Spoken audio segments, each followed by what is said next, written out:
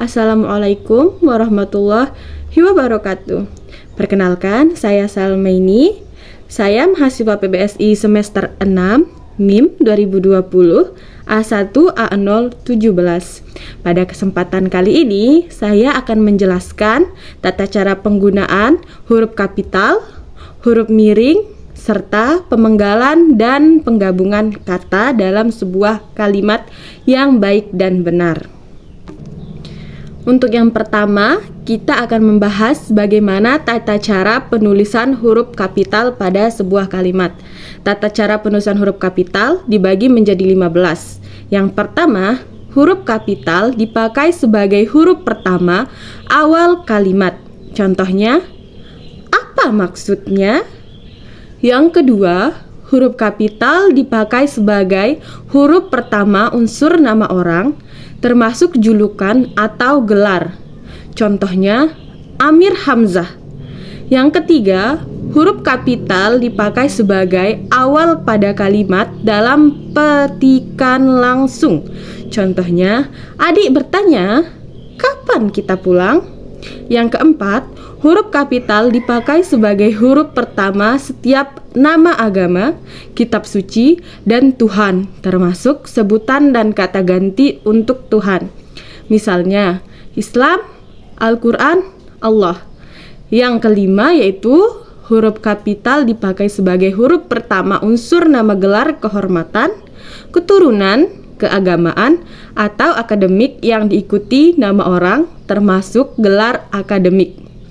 Misalnya, Sultan Hasanuddin, Haji Agus Salim, Imam Hambali, Nabi Ibrahim, Dr. Muhammad Hatta, Irwansyah Magister Humaniora. Yang keenam yaitu huruf kapital dipakai sebagai huruf pertama unsur nama gelar kehormatan, keturunan, keagamaan, profesi, serta nama jabatan dan pangkat yang dipakai sebagai sapaan. Misalnya, Yang Mulia, Sultan Kiai, Dokter. Yang ketujuh yaitu huruf kapital dipakai sebagai huruf pertama unsur nama dan pangkat yang diikuti nama orang atau yang dipakai sebagai pengganti nama orang tertentu. Nama instansi atau nama tempat. Misalnya, Wakil Presiden Adam Malik, Laksamana Muda Udara Husein Sastra Negara, Proklamator RI.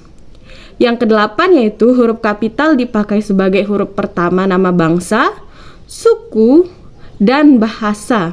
Misalnya, suku Dani, bangsa Indonesia, bahasa Bali.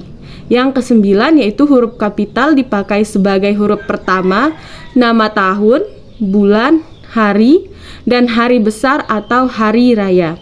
Misalnya, tahun Hijriah, bulan Agustus, hari Jumat, dan hari Lebaran. Yang ke-10 yaitu huruf kapital dipakai sebagai huruf pertama unsur nama peristiwa. Yang misalnya yaitu Konferensi Asia Afrika, Perang Dunia Kedua. Yang 11 yaitu huruf kapital dipakai sebagai huruf pertama nama geografi. Misalnya Jakarta, Pulau Miangas, Dataran Tinggi Dieng, Jalan Sulawesi Asia Tenggara, Kecamatan Cilacap. Yang ke-12 yaitu penggunaan huruf kapital dipakai sebagai huruf pertama semua kata, termasuk unsur bentuk ulang sempurna dalam nama negara, lembaga, badan organisasi, atau sebuah dokumen. Misalnya, Republik Indonesia, Majelis Permusyawaratan Rakyat,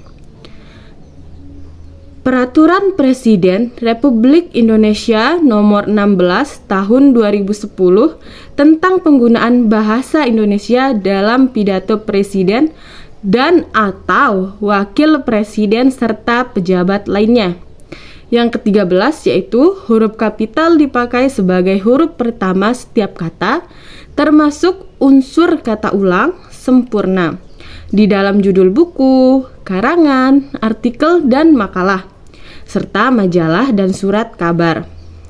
Misalnya, tulisan itu dimuat dalam majalah Bahasa dan Sastra Indonesia.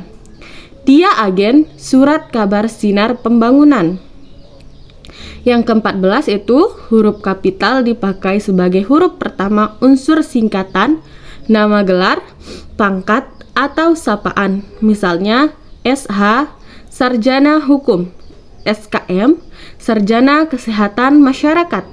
Yang ke-15 itu huruf kapital dipakai sebagai huruf pertama kata penunjuk hubungan kekerabatan serta kata ungkapan lainnya yang dipakai dalam penyapaan atau pengacuan.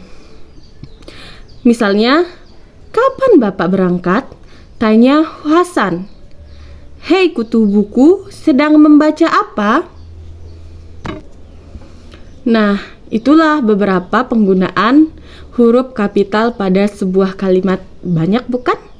Untuk lebih lanjutnya, kita akan membahas yang kedua, yaitu penggunaan huruf miring pada sebuah kalimat.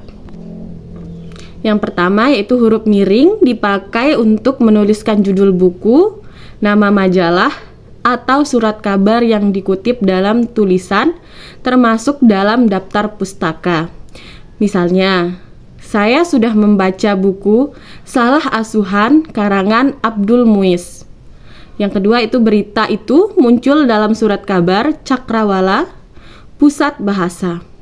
2011 Kamus Besar Bahasa Indonesia Pusat Bahasa edisi keempat cetakan kedua Jakarta Gramedia Pustaka Utama.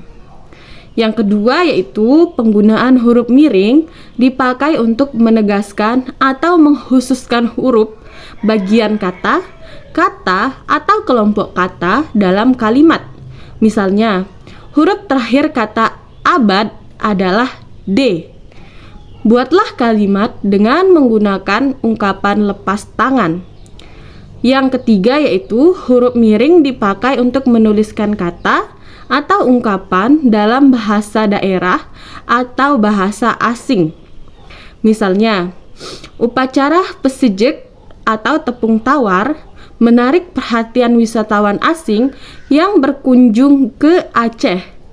Yang selanjutnya itu nama ilmiah buah manggis ialah Garcinia mangustana. Weltas Chow bermakna pandangan dunia luar. Nah, itu beberapa contoh penggunaan huruf miring dalam sebuah kalimat.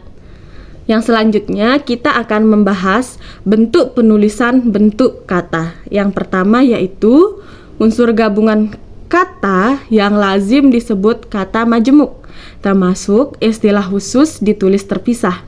Misalnya, duta besar, cenderamata, orang tua, simpang 4. Yang kedua yaitu gabungan kata yang menimbulkan salah pengertian sehingga perlu ditambah tanda strip di antara unsurnya. Misalnya, anak istri, pejabat, buku sejarah baru, buku sejarah baru.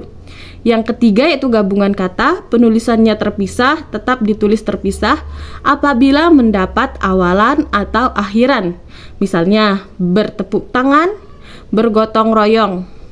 Yang keempat yaitu gabungan kata yang mendapat awalan dan akhiran ditulis menyambung atau serangkai. Misalnya, pertanggungjawaban, dilipat gandakan. Gabungan kata yang sudah padu ditulis serangkai. Misalnya, olahraga, sapu tangan, beasiswa, barangkali, ada kalanya. Nah, teman-teman, itu beberapa bentuk penggabungan dan pemenggalan kata. Kita sudah membahas 3 yaitu penggunaan huruf miring, penggunaan kapital, dan bentuk kata. Semoga video yang saya buat ini bermanfaat dan bisa menambah wawasan teman-teman sekalian yang menontonnya. Sekian dari saya, wabillahi taufiq wal hidayah. Assalamualaikum warahmatullahi wabarakatuh. Bye bye.